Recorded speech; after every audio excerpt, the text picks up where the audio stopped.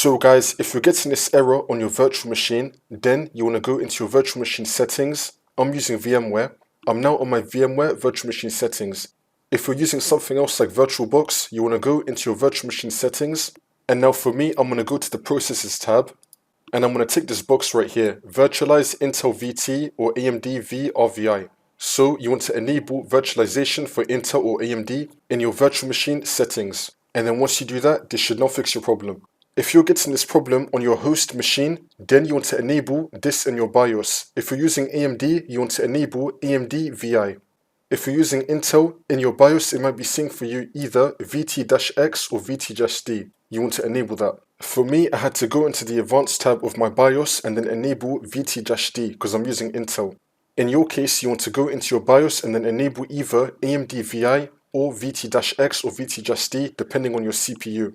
You may need to go either into the Security tab or the Advanced tab, depending on your BIOS.